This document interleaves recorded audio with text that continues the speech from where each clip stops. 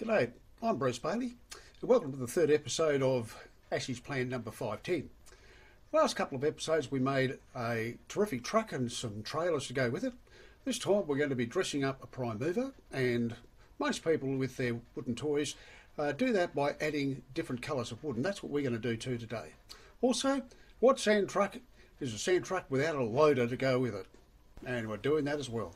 We start with a prime mover, which follows exactly the same build process as the truck in the first episode, except it's got a shorter chassis and a turntable on the back. And then looking at the bull bar in Ashley's workshop series, I decided to make a small one just using jarrah initially. I drilled 3 holes through the sides and took it across to the scroll saw and cut into strips. I cut extras just in case I needed them, and I did. And then off to the sander and just took them all down to uniform thickness and rounded over the ends. I only need to do one end.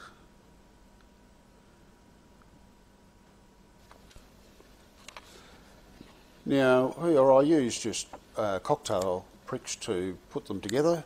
The 2 outer ones I cut shorter, lined them up on the truck itself, and a bit of CA glue in the corners just to hold them firm.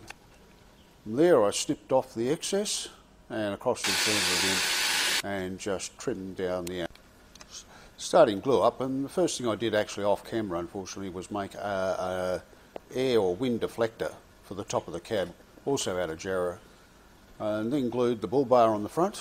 And every Australian truck has a bull bar, and just use some clamps to hold that firm while the glue dried.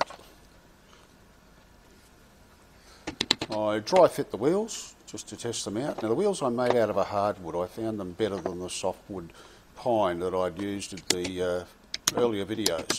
I ended up going back and making them all out of these hardwood and replacing. Now we're going to make this little loader to fill the sand trucks, and just following the excellent plans and dimensions, it's just a case of cutting out the pieces required to size. Now with the sides of the bucket, I used double-sided tape to put 2 pieces together and then just glued the pattern on top of the template provided in the plans, took off the excess with a scroll saw and sanded it down to the line.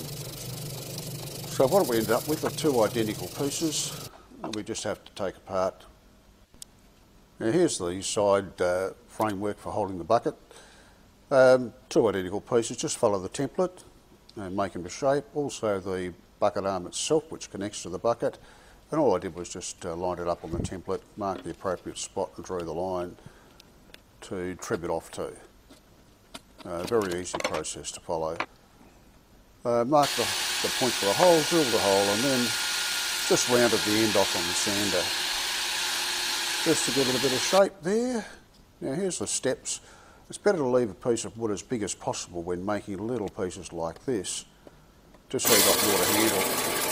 The slots I cut out with the bandsaw and then moved across to the table saw to cut the steps down to final dimensions.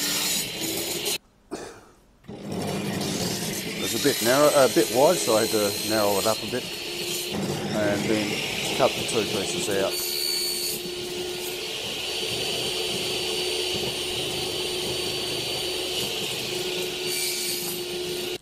We're up to the main chassis, and again, I just didn't glue the template down. I simply lay it on there and marked off the relevant spots. So slope front and back, 2 holes for the axles. Now glue up time, I did this bit initially just so that I thought there'd be stress putting through the dowel through the pieces.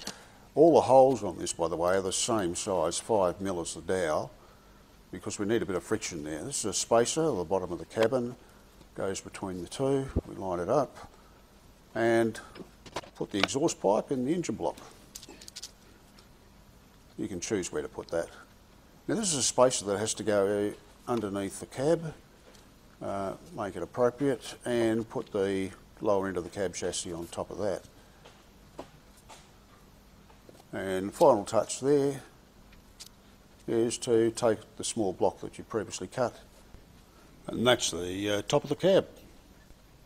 I moved on to gluing up the steps. I fitted the front wheels, make sure I had clearance, because I accidentally fitted the upper structure a little bit too far forward. So then moved on to the finish. I use water-based poly because I do like it, and it shows up the jarrah and hardwood. So there we have the finish of the complete series, and a great little set. A lot of value for money in 510 from Ash's workshop. So I hope you enjoyed the video. See you next time.